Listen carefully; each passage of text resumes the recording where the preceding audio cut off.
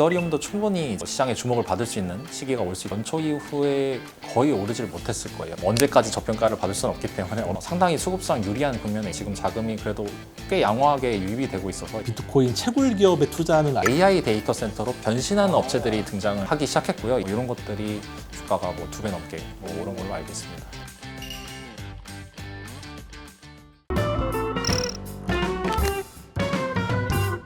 가상자산에는 사실 비트코인만 있는 건 아니잖아요. 또 비트코인하고의 양대산맥이라고 하면 이더리움이 있으니까 또 최근에는 이더리움도 현물 ETF 승인이라고 하는 또 호재가 있었고 그래서 이더리움은 개인적으로 어떻게 될지가 좀 궁금하거든요. 이더리움은 사실 최근에 이더리움 홀더분들이 기분이 막 좋진 않을 것 같아요. 지금 1년 넘게 비트코인 대비 계속 언더퍼폼을 하고 있어서 성과적으로 그런 부분이 있긴 하지만 이더리움도 충분히 시장에 주목을 받을 수 있는 시기가 올 수 있다고 생각을 하고 있습니다. 왜냐면은 저희가 비트코인을 이제 디지털 금이라고 표현을 하잖아요. 근데 반면에 이더리움 같은 경우에는 사실 원자재에 비유하면 디지털 석유 이렇게 볼 수도 있지만 굳이 원자재에 비유하자면은 근데 조금 더 맞는 비유는 이더리움 블록체인이 좀 신생 테크 플랫폼이다 이렇게 판단을 한다면은 이더리움 이제 코인은 그런 신생 테크 플랫폼의 수혜를 받을 수 있는 그런 종목이다. 또 비트코인 같은 경우에는 사실 기능이 되게 제한적입니다. 그게 매력 중에 하나이기도 한데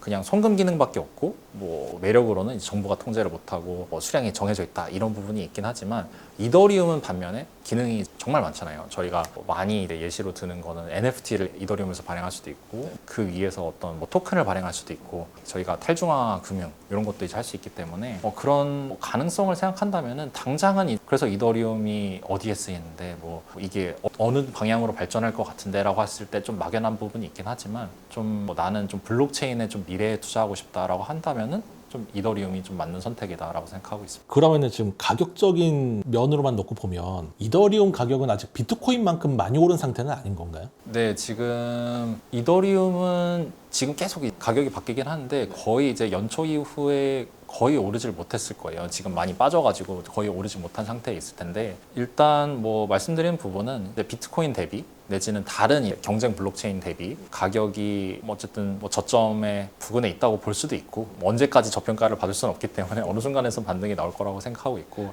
게다가 이제 비트코인과 함께 이제 다른 코인과 차별화되는 점은 ETF가 있다는 점이거든요. 그래서 상당히 수급상 유리한 국면에 있기 때문에 7월 23일부터 ETF가 나와서 지금 자금이 그래도 꽤 양호하게 유입이 되고 있어서 이런 부분들을 고려하면은 가격도 조금 이제 지금까지는 좀 서운했지만 좀 만회할 수 있는 기회가 있을 것 같습니다.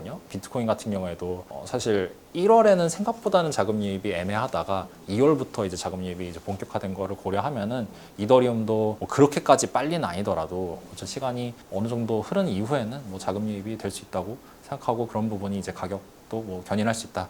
보고 있습니다. 그러면은 시총은 지금 이더리움이 비트코인의 한 몇 퍼센트 정도? 3분의 1 정도 됩니다. 그러면 이게 시총이 두 개가 같아질지 어떨지는 모르겠지만 대략 예상을 해보신다면은 그 가격으로 비율로 봤을 때 지금 이더리움 가격을 비트코인으로 나누면은 거의 한 4% 정도까지 내려갔다가 지금 반등이 나왔거든요. 이번 주에. 제가 숫자가 정확히 기억나진 않는데 작년 이제 비트코인 현물 ETF 딱 그 블랙록에서 신청하기 직전이 한 6% 정도인가 될 거예요. 그래서 그때 이후로 어쨌든 ETF 효과나 비트코인에서 관심이 쏠린 부분이라던가 아니면 이더리움에 대한 그런 의구심 이런 것 때문에 비트코인 대비 가격이 계속 약세였는데 일단 그거는 되돌릴 수 있지 않을까. 지금 비트코인 대비 언더퍼폼을 한 지가 워낙 오래돼가지고 어쨌든 비트코인 ETF 신청되기 전 비트코인 현물 ETF의 가능성이 나오기 이전 수준으로는 일단 이더리움이 상대적으로 가격 비율이 조금 다시 이제 반등할 수 있지 않을까.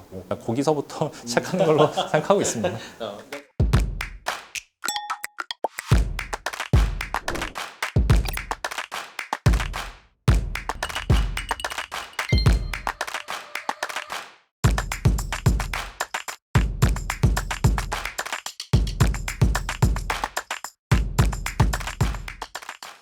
혹시 비트코인이나 이더리움 이외에 다른 코인의 종류가 되게 많잖아요. 네. 혹시 그 중에 좀 주목하고 계시는 알트코인이 따로 있나요? 일단 아무래도 솔라나에 관심이 다들 많으실 것 같아요. 그러니까 모르시는 분들 위해서 간단히만 설명드리면 그냥 이더리움의 이제 경쟁 블록체인이라고 보시면 되고 예전에는 NFT 발행해야지 하면 이더리움에서 많이 발행했다면은 요즘은 이제 솔라나에서 더 많이 발행하고 이런 이제 경향이 있습니다.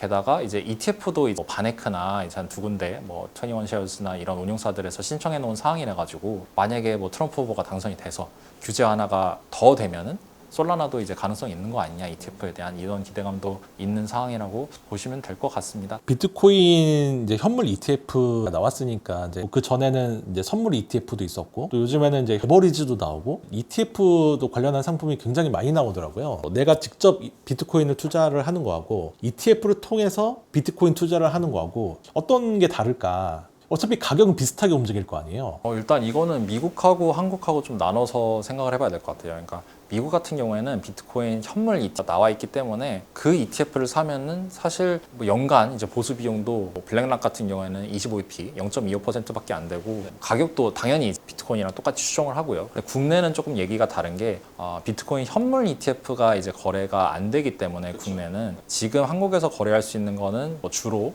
미국에 상장돼 있는 비트코인 선물 상품에 대한 ETF거든요. 근데 이거에 이제 투자하실 때 주의하실 부분이 일단 현물에 투자하는 게 아니라 선물에 투자하는 거래 가지고 롤오버 비용이란 게 발생을 합니다. 근데 비트코인 선물 같은 경우에는 가령 지금이 8월이라고 한다면은 그러면 이제 8월 만기인 비트코인 선물 들고 있고 9월 만기인 비트코인 선물 한 2개 정도를 들고 있습니다. 그러다 8월 만기가 돌아오면은 이거를 이제 현금으로 받고 이제 10월 만기 이제 비트코인 선물을 또 사게 되거든요. 그렇죠. 이런 식으로 계속 이제 현금을 받고 또 사고 뭐 이런 식으로 징검다리식으로 계속 롤오버를 해야 되기 때문에 그런 과정에서 비용이 좀 불필요하게 발생을 하게 됩니다. 그래서 조금 비트코인 현물보다 성과가 좀 지속적으로 좀 낮아지는 효과가 있을 수가 있고 또 하나로는 분배금이 또 있거든요. 배당처럼 분배금을 이제 달마다 주는 경우가 있습니다. 그래서 이거는 좀 세제적인 이유 때문에 ETF 운용사들에서 그렇게 하는 거라고 하고 있고 분배금 같은 경우에는 다시 이제 재매수를 해야 되는 좀 그런 번거로움이 좀 있으실 수 있어가지고 한 2가지 정도 염두에 두시고 사시면 될 것 같습니다. 네. 비트코인하고 관련한 또 약간 좀 색다른 투자 아이디어를 하나 내신 게 있더라고요. 비트코인 채굴 기업에 투자하는 아이디어였던 것 같은데 이게 어떤 내용이에요? 비트코인 채굴 기업들이 한국에는 없지만 미국에는 이제 다수 있고 그리고 거의 10몇 개 되는 비트코인 채굴 기업들이 나스닥에 상장이 돼 있습니다. 이제 비즈니스 모델을 살펴보자면은 이제 전기가 싼 곳에 가서 비트코인 채굴기를 대량으로 매수해가지고 이제 비트코인 채굴기를 돌리는 거죠. 근데 여기에 이제 기본적인 문제는 비트코인이 빠질 때 더 많이 빠진 이유기도 한 이유인데 수익성을 내기가 상당히 어렵습니다. 왜냐하면은 이제 여기가 이제 말 그대로 치킨 게임이기 때문에 그래서 워낙에 수익성이 낮은 기업이고 게다가 그 수익성을 만회하기 위해서 유상증자를 하는 곳들이 되게 많거든요. 그 코인 채굴 업체들의 수익성이 자꾸 떨어지는 이유가 뭐예요? 비트코인은 채굴되는 양이 정해져 있습니다.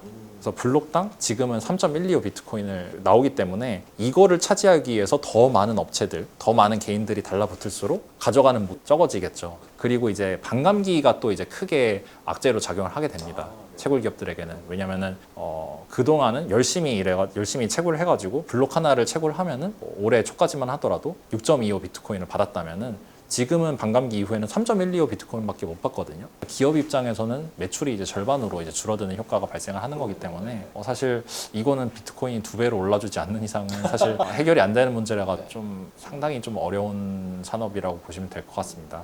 요즘 이제 한 6월 정도부터 핫했던 아이디어는 이렇게 비트코인이 채굴업이 어려운데 그 중에서 AI 데이터 센터로 피봇하는 변신하는 업체들이 등장을 하기 시작했고요. 이런 부분들이 이제 6월부터 시장에 많이 주목을 받았어요. 그러니까 이거 배경을 설명드리자면은 일단 지금 AI가 전력을 너무 많이 쓴다. 그래서 전력이 너무 부족하다. 그래서 전력이 필요해라고 하는데 막상 발전소를 짓거나 이제 그런 그리드, 전력망을 깔려면 사실 시간이 상당히 많이 필요합니다. 그래서 당장 이제 AI를 돌려야 되는데 전력이 어디 있을까라고 사람들이 둘러보다가 그동안 전력을 엄청나게 사용한다고 비판을 받던 산업이 있거든요. 근데 그 산업이 비트코인 채굴 산업입니다. 그래서 마침 지금 업황이 힘들다며 그러면은 비트코인 채굴하지 말고 AI 데이터 센터를 해보는 게 어때? 이런 식으로 이제 시장이 생각을 하게 된 거죠. 6월에 코어 사이언티픽이라는 이제 주요 비트코인 업체하고 이제 코어이브라는 클라우드 운영하는 업체하고 이제 계약이 하나 발표가 되는데요. 코어 사이언티픽이 이제 있던 그 채굴 인프라를 좀 빼내고 거기에다가 AI 데이터 센터를 짓겠다는 거예요. 그러니까 이미 전기는 있으니까 터도 있고 전기도 있고 다 이제 준비가 돼 있으니까 AI 데이터 센터만 짓고 GPU만 넣으면 바로 가동이 가능하겠네 라고 해가지고 우리가 뭐 그런 데이터 센터 계약을 맺자라고 해서 그 계약을 맺은 게 상당히 화제가 되었고 그래서 이제 코어 사이언티픽이라든가 이 데이터 센터의 이제 피봇을 이제 표방한 허데이트 내지는 뭐 테라울프 아니면 IREN 이런 기업들이 주가가 좀 오르락내리락하는 모습이 있었습니다. 제가 알기로는 이 비트코인 채굴을 할 때 그래픽 카드를 많이 쓰는 걸로 알고 있거든요. 데이터 센터에도 어쨌든 GPU는 들어가니까 좀 비슷할 것 같다라는 생각이 드는데 그대로 쓰는 거야 아니면 새로 아예 바꾸는 이 거예요? 부분은 네. 그 비트코인 채굴은 채굴 전용 반도체가 따로 있습니다. 또 사실 네. GPU를 새로 사야 되긴 하거든요. 네. 그래서 그 비트코인 채굴 기업들이 부각받는 이유는 지금 당장 쓸 수 있는 전력을 확보하고 있다는 그거가 이제 매력인 거고 사실 인프라를 뭐 재활용할 수는 없습니다. 그럼 실제로 이런 미국의 비트코인 채굴 업체들이 주가가 좀 많이 올랐나요? 네, 6월부터 보시게 되면은 이제 코어 사이언티픽 티커는 CORZ고요. 거기가 가장 이제 대표적인 종목이라고 보시면 될 것 같고 그 이외에 뭐 테라울프, 뭐 WLF 여기는 이제 원자력 발전소에서 나온 전기로 발전하는 곳이고요. 수력하고 그리고 IREN 이런 것도 이제 뭐 신재생 바탕으로 이제 뭐 채굴하는 곳인데 뭐 이런 것들이 주가가 뭐 2배 넘게 뭐 오른 걸로 알고 있습니다. 그러면은 이제 이런 산업 전환이 앞으로 계속 진행이 된다고 하면은 이런 기업들에도 계속 관심을 가질 필요가 있겠네요. 네, 맞습니다. 이게 완전 비트코인 채굴 산업이 그냥 그들만의 리그에서 지금은 사실 데이터 센터와도 엮여 있고 하면서 조금 관심을 예전보다는 많이 가져주시는 것 같아요. 네, 지금까지 NH투자증권의 홍성욱 연구원님 모시고 좋은 말씀 많이 들었는데요. 영상 재밌게 보셨다면 구독과 좋아요 그리고 댓글도 많이 부탁드리겠습니다. 감사합니다. 감사합니다.